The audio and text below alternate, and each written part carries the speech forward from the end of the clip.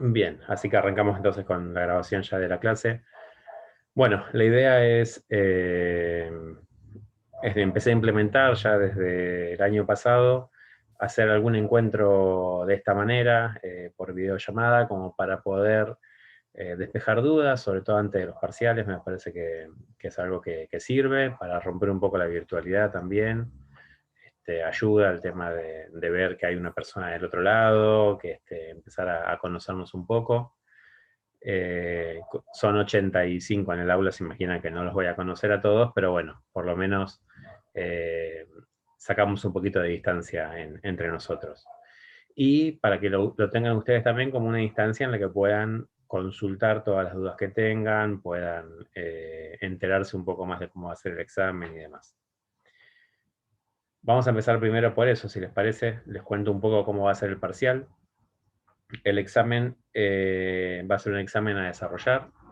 Ustedes van a tener todo un día para hacerlo. Yo se los voy a mandar el día anterior a la tarde y ustedes van a tener desde ese momento hasta el día siguiente a las 23:59 para hacer la entrega del examen.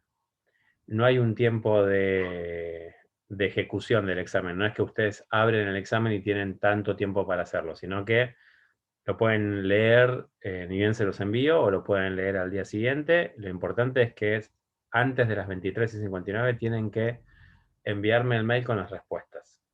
¿Sí? Ese es el único límite de tiempo que tiene. ¿Se imaginan que hacer un examen de un día es un examen a libro abierto? Si bien uno no lo plantea de esa manera, ustedes tienen todo el material de apoyo a su alcance. Por lo tanto, la forma de estudiar, y por eso es que me parece interesante ver esto antes de los parciales, la manera de estudiar la materia para los parciales no es estudiar de memoria. Yo no les voy a preguntar definiciones, no voy a estar... se imaginen que no tiene sentido que yo les pregunte, no sé, cómo es el aprendizaje generativo, porque ustedes van, lo buscan, lo cortan y lo pegan. No tiene mucho más misterio que eso. Entonces las preguntas van a ser para relacionar. La idea de esta materia es que sea una materia para relacionar, entonces no va a haber definiciones. Sí, para un examen final, porque los exámenes finales, bueno, prepandemia eran presenciales, ustedes tenían que acercarse a la universidad para rendir, y desde que comenzó la pandemia son virtuales, pero tienen un límite de tiempo, tienen 2 horas nada más. Entonces ahí sí podemos llegar a preguntar alguna definición, porque como el límite de tiempo es acotado, no da tanta posibilidad de la búsqueda de la respuesta en el material de lectura. Bien, entonces para el parcial lo que vamos a apuntar es a que ustedes hayan leído los temas, los hayan entendido, fundamental y principal. Y yo en la presentación de la materia un poco lo que les digo es eso, hay que tratar de entender más que de preocuparse por aprobar en esta materia.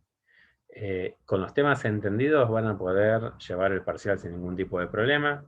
Yo les voy a dar, todavía no sé si 1 o 2 casos prácticos cortitos sobre los cuales vamos a preguntar y sobre los cuales ustedes van a tener que aplicar la teoría que vimos en la materia. Hay 2 cuestiones importantes. Primero, ninguna respuesta está exclusivamente en la teoría. Segundo, ninguna respuesta está exclusivamente en el caso práctico. No es que ustedes agarren y copian una parte del caso práctico y dicen, yo detecté que esta parte es la respuesta. No, la respuesta no está ahí. La respuesta surge del pensamiento de ustedes. Y lo que yo busco es que ese pensamiento esté acompañado con un conocimiento teórico. Entonces, cuando fundamenten, no sé, imagínense que yo les presento una organización y les digo, ¿es viable, sí o no? Bueno, según Etkin, esta organización puede ser viable porque cumple con tal, tal y tal cosa. Es lo que ustedes piensan acerca del caso que están viendo, pueden tomar algún dato del caso que apoye lo que ustedes están diciendo, pero se están apoyando en la teoría para responder. ¿Se entiende? ¿Se entiende cuál es la idea? Así van a hacer todas las preguntas. Un error típico, y esto sí lo quiero aclarar, es cuando yo les pido que relacionen 2 temas. Suele suceder que, les digo, relacionen el tema A con el tema B, y lo que hacen es, van a la bibliografía, copian todo el tema A, lo pegan. Copian todo el tema B, lo pegan. o lo resumen y lo pegan. Y después abajo ponen la relación, se relacionan en un renglón. Bien. Lo que yo busco es ese renglón, no busco todo lo anterior. Que ustedes copien y peguen material que yo subí, no tiene mucho sentido, porque yo ya lo conozco el material. A mí lo que me interesa es la elaboración propia de cada uno de ustedes. Entonces, relacionar un tema es tratar de pensar qué vínculo tiene un tema con el otro, no desarrollar los temas por separado. Si ustedes desarrollan perfectamente los dos temas por separado, lo que me están demostrando es que no lo saben relacionar. ¿Sí? Que saben los temas, pero que no saben relacionarlos. Y el objetivo de la materia es que los relacionen. ¿Está bien? Entonces, las respuestas no van a ser 5 hojas. Las respuestas van a ser un párrafo. Pero en ese párrafo va a ser todo de elaboración propia. O se busca que sea todo de elaboración propia. O sea, un párrafo estamos hablando, no sé, una respuesta de un parcial pueden ser 10 renglones, como mucho. ¿Sí? Pero de elaboración propia.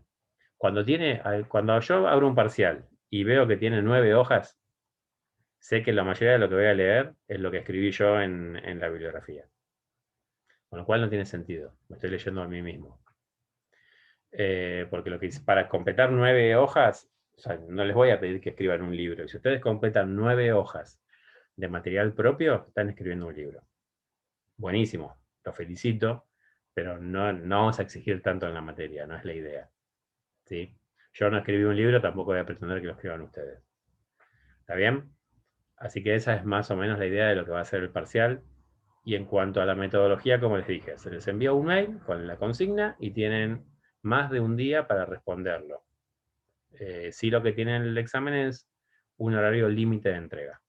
Si ustedes deciden comenzar el examen a las 11 de la noche, y bueno, van a tener una hora para hacerlo. Si deciden empezarlo a las 11 de la noche del día anterior, van a tener 24 horas para realizarlo. ¿Se entiende? ¿Sí? ¿Alguna duda hasta acá con lo que es la metodología del examen? ¿No? Bueno. ¿Cómo pueden entregar el examen? Lo pueden entregar, ustedes lo van a mandar por mail. Pueden escribirlo directamente en el cuerpo del mail, pueden hacerlo en un archivo de Word. Yo les voy a mandar un archivo de Word con las consignas, así que ahí mismo, en el mismo archivo, pueden escribir las respuestas, pueden pasarlo a PDF, hasta inclusive si a alguien que le resulta más cómodo, por una cuestión de accesibilidad, pueden escribirlo manuscrito, sacarle fotos y subir las fotos. Ahí lo único que les pido es que las fotos se tienen que leer. Eh, Hay una cuestión que muchas veces uno como alumno piensa, bueno, si yo escribo y no se lee bien, seguro que me lo da por aprobado porque ante tanto y no se entiende, lo que no se entiende no se corrige. Lo que no se entiende está desaprobado. ¿Sí? Entonces, si va a ser manuscrito, una letra que se entienda y una foto que se vea. Si no, no tengo sobre qué corregir. Bien. Si ustedes fueron siguiendo los trabajos de la materia, si ustedes fueron leyendo la bibliografía, si fueron tratando de entender los temas, no van a tener, se los aseguro, ningún problema en aprobar el parcial. ¿Sí? Realmente, quizás suene feo lo que les voy a decir, pero realmente la evaluación de esta materia es el examen final. Los parciales, de hecho, en algún momento hasta pensé no ponerles nota, poner simplemente aprobado o desaprobado. Les pongo la nota como para que tengan una idea de cuán bien o cuán mal estuvo el examen. O sea, no es lo mismo sacarse un 4 que un 9. Entonces, con la nota uno ya tiene una idea de si era a donde yo apuntaba o no la respuesta que ustedes dieron. Pero realmente no, la evaluación real de ustedes va a ser el día del examen final. ¿Sí? ¿Por qué? Porque no es a libro abierto, porque no tienen todo un día para hacerlo, no tienen todo el tiempo necesario para pasarse las respuestas entre compañeros. Entonces la evaluación real es ahí. ¿Bien? ¿Está bien? ¿Sí? ¿Se entiende hasta acá? Bueno, la idea es que ustedes tienen que hablar, porque si hablo yo solo pasan dos cosas. Primero que es un embole para mí, y para ustedes también. Y después que si no grabo un video y se lo mando directamente y listo. Y nos evitamos el Zoom, y nos evitamos todas las cosas. Ustedes no saben la logística que tengo yo en este momento para dar la clase. Así que la idea es también poder escucharlos a ustedes, sobre todo con las inquietudes que tengan. ¿Sí? ¿Hasta acá alguna pregunta? Profe, ¿No? ¿Me preguntas? Bueno. profe, Sí, ¿el final también es a desarrollar o es múltiple opción? no a desarrollar. No existe el Ah, múltiple está choice en bien. esta materia. Bien, gracias. No, por nada. Jessica, sí, vas a preguntar algo. Sí, quería preguntar sobre la unidad 4. No sé si tengo que esperar a que usted hable, si la consulta era sobre la evaluación o puedo preguntar sobre esa unidad o puedo esperar. Ahora repasamos los temas y cuando vamos a Bueno, la unidad 4, haces las preguntas que quieras. Yo digo para llevarlo con un orden. Miren, las clases de repaso, bueno, históricamente, ¿cómo tendrían que ser? El docente tendría que escuchar, los alumnos tendrían que preguntar. Generalmente, cuando uno plantea la clase así, hay, con suerte, 2 preguntas en total. O sea, la clase dura 5 minutos. Entonces yo ya directamente opté, ya hace, no quiero sacar las cuentas, pero ya hace 15 años que doy clases, entonces ya opté por desarrollar los temas, así hacer un punteo de los temas y a partir de ahí que vayan surgiendo las preguntas de ustedes. ¿Les parece? Bueno, vamos a arrancar con la unidad 1. ¿Sí? En la unidad 1 el tema principal es organización viable. ¿En qué se tienen que enfocar ustedes al momento de estudiar? Bueno, en los temas principales que son los que abordamos sobre todo con los trabajos prácticos, ¿sí? Con las participaciones en foros y demás. Y el tema principal de la unidad 1 es organización viable. Ahí Etkin habla de qué es una organización viable y dice que para que sea viable tiene que tener 3 características: recursividad, reflexividad y aprendizaje. Yo les pedí en la actividad por foro que ustedes pusieran ejemplos de organizaciones que consideraran viables y bueno, habrán visto en el foro que hay distintos tipos de organizaciones. La verdad que los ejemplos que encuentran son siempre variados. Son organizaciones, algunas con fines de lucro, otras sin fines de lucro, algunas nacionales, otras multinacionales, algunas son pequeñas empresas de la zona. O sea que para que una organización sea o no viable, el tamaño no importa, ¿sí? Lo que importa es la posibilidad de subsistencia de esa organización. Y también hay un factor que es lo primero que observamos cuando hablamos de este tema, que es el tiempo que tiene la organización, ¿sí? El perdurar en el tiempo. Pero ser organización viable no significa solamente durar en el tiempo, porque si no serían organizaciones duraderas y nada más. Ser organización viable, según Etkin, también incluye que tenga que tener la posibilidad de autoorganizarse. ¿Qué significa esto? Que la propia organización tenga las herramientas para que ante un hecho que la modifique o ante una crisis, poder resolverlo. Esa es la autoorganización. Y a partir de ahí es que menciona que hay 3 pilares fundamentales que tiene que cumplir la organización, que son la recursividad, la reflexividad y el aprendizaje. Bien, ¿hasta ahí me siguen? ¿Sí? Bueno. El concepto de recursividad es un concepto que es un tanto engañoso porque lo vemos 2 veces en la materia. Lo vemos en el capítulo 1 y lo vemos en el capítulo 2. La recursividad a la que refiere Etkin tiene que ver con aquellos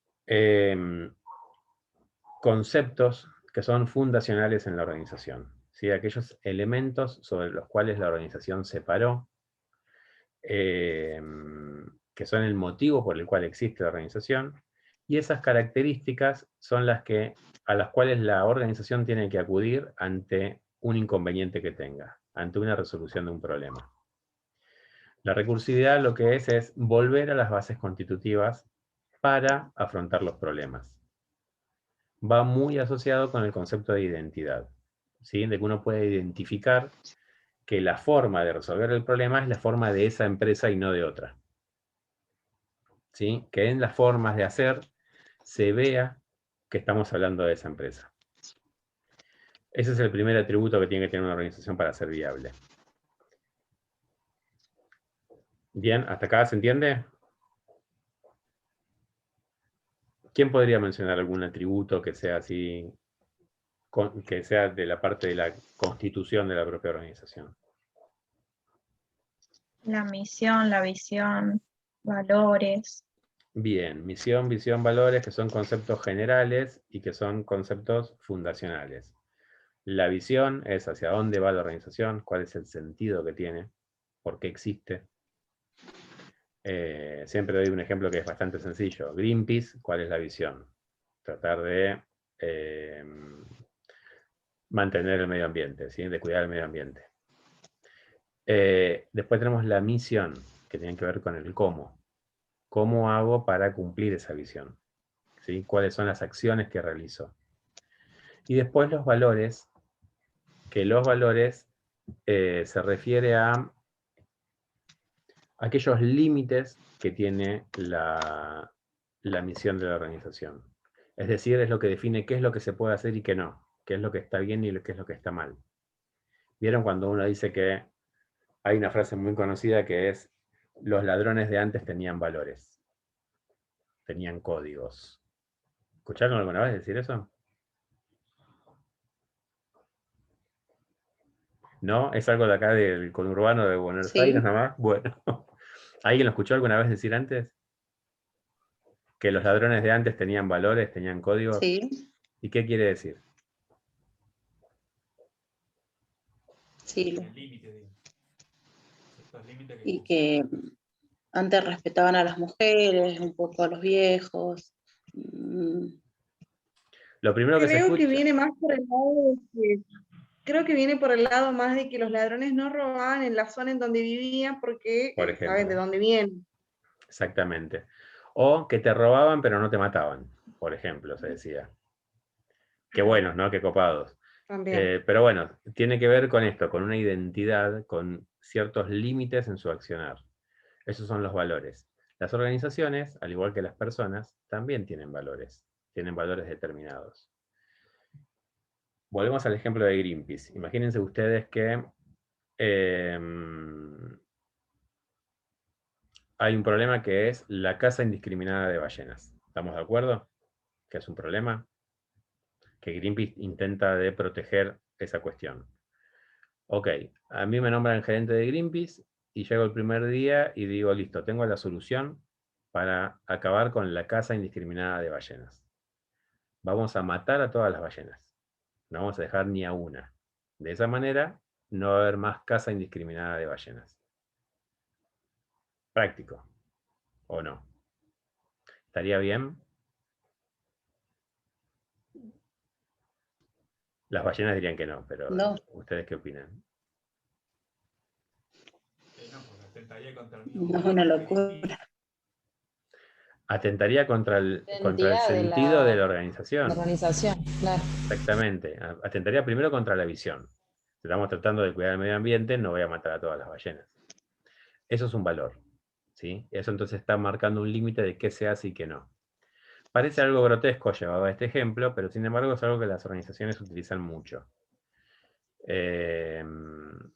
Hay una historia que se cuenta siempre de Gillette Argentina, que en el año 2002... a ver, perdón. Sí, querías hacer una pregunta. No veo tu nombre, sos Galaxy J7 Neo, pero no tengo tu nombre. Hola, sí, buenas tardes. Mi nombre es Diego. Diego, ahí va. Bueno, conozco un caso de años atrás, me va a relatar la edad que tengo, de la leche cultivada, que era tipo yogur, que de repente de la noche a la mañana desapareció la leche cultivada y se pasó, porque era 1 litro de leche cultivada que venía con gusto a vainilla, diferentes gustos, no me acuerdo qué empresa lo hacía, pero de la mañana desapareció y fue, digamos, fue como que compraron la fórmula, no sé, se extinguió, y pasó a ser el nanonino, después pasó a ser otro tipo de producto. Pero en sí un producto más chico y a la vez más caro, una cosa así, no sé, me diste a entender. Sí. ¿Y por qué vos decís que ahí no se cumplió con...? Puse ese ejemplo, no sé. Pero, ¿y vos pensás que ahí no se cumple con los valores? Eh, en realidad, no sé si fue una estrategia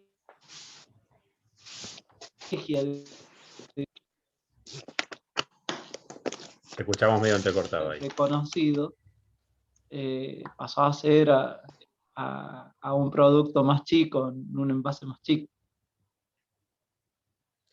Sí, puedes llegar a ser una estrategia, puede ser un cambio simplemente del producto y pasar a un producto nuevo, pero digamos que ahí no está, o sea, ¿cuál es el sentido de esa organización? Vender productos lácteos. Lo estaba vendiendo igual, digamos que no estaría yendo en contra de sus propios valores, ¿sí? Seguiría dentro de la misma línea. Yo siempre les cuento el caso de Gillette, que en el año 2001 en Argentina, con toda la crisis política y económica que había, decide crear una compañía financiera para financiar sus operaciones en Argentina. Y le va muy bien, y gana mucha plata. La conclusión de esto, para hacérselos cortos, es que al gerente de Gillette Argentina lo llama el gerente general de Gillette Internacional y lo echa. ¿Por qué lo echa? Porque si bien había ganado dinero, si bien había logrado que a la empresa le vaya bien en el año 2002, que en Argentina iban todas las empresas mal, las acciones que había realizado iban en contra de los valores de la empresa. Fue muy claro, le dijo, nosotros somos Gillette, nos dedicamos a vender maquinitas de afeitar. Entonces, si tenemos una crisis, salimos de la crisis vendiendo maquinitas de afeitar. Si necesitamos más dinero, tenemos que vender mayor cantidad de maquinitas de afeitar. No somos una compañía financiera. Entonces desarmaron la compañía financiera y al gerente lo echaron a la mierda, básicamente. ¿Por qué? Porque no cumplía con los valores de la organización, porque no estaba alineado con la visión. Esos son rasgos constitutivos de una organización.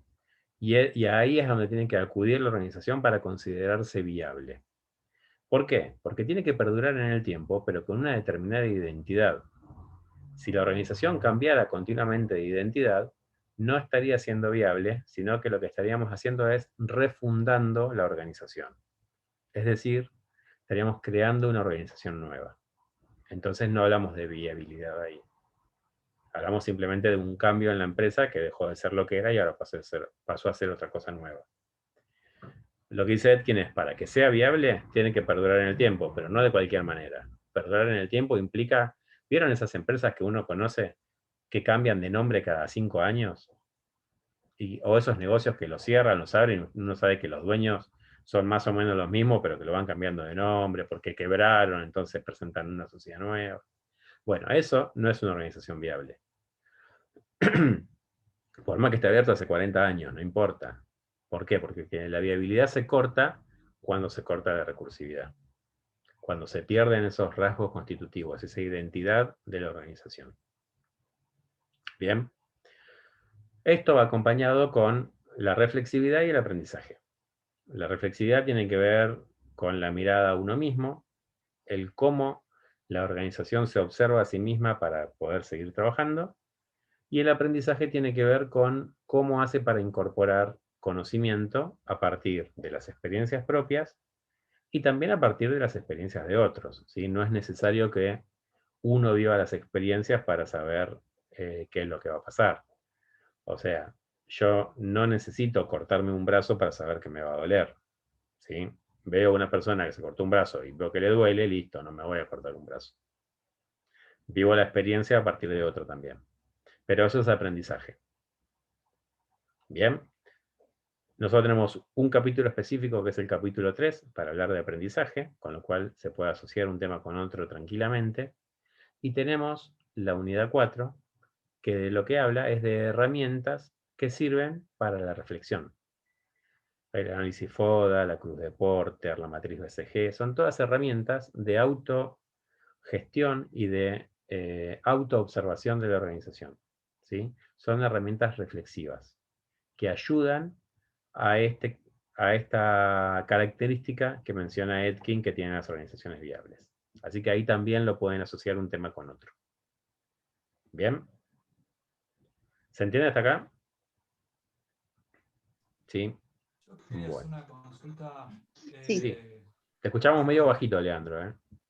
Me acerco un poco al micrófono. Ahí va. No, a veces se me confunde la reflexibilidad con el autoaprendizaje, porque muchas veces como que se entremezclan, digamos. El automirarse como organización implica de cierta manera un interés de aprendizaje de sí mismo. Entonces a veces es como que se confunde, o por lo menos se me confunde. Lo que pasa es que son complementarios. Claro, son complementarios porque vos al hacer esa mirada interna, estás aprendiendo de vos mismo y a partir de eso estás actuando. ¿Para qué vamos al psicólogo? Vamos al psicólogo supuestamente para tener una mirada interna, para conocerse mejor a uno mismo. Y a partir de ese conocimiento de uno mismo tomar decisiones, y esas decisiones son a partir del aprendizaje. Listo, aprendí de que esto me gusta, esto no me gusta, esto me conviene, esto no me conviene, entonces tomo decisiones. Siempre la mirada interna ayuda a el conocimiento, y el conocimiento es aprendizaje. Quizás ahí es donde se unen más los dos temas, o sea, porque una cosa conlleva a la otra. No siempre que hay una mirada reflexiva, hay un aprendizaje posterior. ¿Por qué? Porque el aprendizaje implica una acción también. Implica que hagas algo con eso. Si vos vas al psicólogo y te dice, mira, el problema de todo eran tus viejos, y vos te vas contento por la vida diciendo, listo, el problema eran mis viejos, chau. Ya se murieron, así que problema resuelto. No, los problemas, los quilombos los tenés vos. La base la estás conociendo a partir de autoconocerte, pero eso después tiene que llevar a que hagas algo. Ese algo es el aprendizaje. El aprendizaje, para que sea realmente válido en una organización y en una persona también, tiene que poder aplicarse en algo. ¿Sí? Si yo leo libros de cómo se hace un asado y nunca hago un asado, no aprendí a hacer un asado. ¿Se entiende? Perdón por el ejemplo y la hora que estamos todos con hambre, pero creo que es bastante gráfico. O sea, que yo haya, si yo lo aprendí, pero después no hice nada, ¿qué aprendí? ¿Se entiende? Entonces tiene que verse en una acción, y ahí es donde la reflexión lleva al aprendizaje y el aprendizaje lleva después a la acción. ¿Sí? ¿Queda un poquito más claro ahí, Leandro? Bien. Sí, súper, gracias. Perfecto. Bien. Les cuento un detalle nada más. Las reuniones por Zoom duran 40 minutos. Entonces, esto se va a cortar en 6 minutos y medio. Cuando se corta la reunión, entramos de vuelta con la misma dirección, ¿sí? Bien, o sea, cuando se esté por cortar, yo les aviso, cortamos la reunión y entramos automáticamente de vuelta. Perfecto. Bien. Sí, Valeria. Buenas tardes, profesor. Buenas. Yo tengo una duda sobre los rasgos constitutivos de una organización. Uh-huh. ¿Cómo puedo yo relacionarlos o encontrarlos dentro de una organización? ¿Cómo puedo identificarlos? En realidad sería la pregunta. Bueno, hace un ratito mencionamos 3 conceptos que son muy importantes, que son visión, misión y valores. Sí. Si te fijas, por ejemplo, en las páginas web de las principales empresas de Argentina o de Latinoamérica, vas a encontrar en todas, indefectiblemente, viste que en una parte te dice quiénes somos, o la empresa, o algo así, ahí indefectiblemente vas a encontrar visión, misión y valores. Más allá de eso, que es algo enunciativo, y que uno puede decir, bueno, acá pusieron algo para que quede lindo y nada más, cuando hablamos de la visión, cuando hablamos de los valores constitutivos, estamos hablando de a qué se dedica la empresa, para empezar. Yeah. Es decir, ¿por qué existe? Entonces, quizás no lo tenemos para leerlo, pero sí son respuestas que podemos obtener nosotros. ¿Para qué existe? Después, a partir de conocer la empresa, podemos decir cómo se mueve esta empresa, de qué manera trabaja. Por ejemplo, hay algunas empresas que incentivan la competencia en los empleados, otras no. Algunas buscan el trabajo en equipo, otras no. Algunas son conocidas porque dan servicios de calidad, otras son conocidas porque dan servicios baratos. Entonces, a partir de ahí, conociendo un poco a la empresa, también ya vamos a empezar a conocer rasgos constitutivos, porque un valor, más allá de que esté enunciado, se ve a partir de las acciones. Yo puedo decir soy bueno. Ahora, si después en la vida soy un hijo de puta, claramente no soy bueno. Entonces, en ningún lado, en mi página de internet puse valores, soy un hijo de puta, pero sin embargo las acciones lo demuestran. ¿Se entiende? Sí, sí, sí. Entonces sí. es, por un lado lo que está enunciado y por otro lado lo que podemos observar que nos va a ayudar a conocer esos valores constitutivos. Bien, entendido. Bien. Muchas Perfecto. gracias. No, gracias a vos por la pregunta. Bien. Ese es el tema principal de la unidad 1. ¿Sí? Eso es lo más importante y la parte central de la unidad 1. El capítulo 2 es un capítulo interesante y es el capítulo central de la materia, porque toca un concepto muy importante que es el concepto de paradigma. ¿Sí? ¿Alguien sabe qué es un paradigma? Un modelo práctico. Sí. Una manera de Faltaría entender la completar. realidad. O Una de ver. manera, bien. Las dos Una cosas. innovación. Una innovación de algo que va a surgir, algo nuevo. No, paradigma no está relacionado exclusivamente con algo nuevo. Justamente cuando se rompe un paradigma, es decir, cuando se va un paradigma y entra un paradigma nuevo, es porque hubo una innovación. Pero el concepto de paradigma en sí tiene más que ver con, principalmente, con lo que mencionaba la compañera de formas de pensar. ¿Sí? A ver, ustedes van a ver un montón de acepciones de este concepto. En esta materia en particular, en esta disciplina, el concepto que utilizamos está referido a la forma de entender la realidad. ¿Sí? Nuestro paradigma es nuestra forma de comprender cómo se maneja el mundo y cómo se manejan las relaciones que dominan la realidad que vivimos.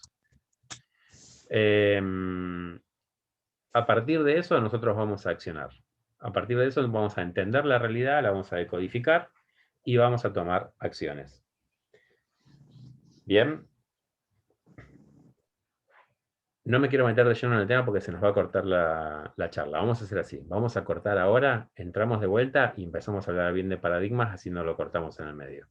Bien, así que salimos y entramos de vuelta.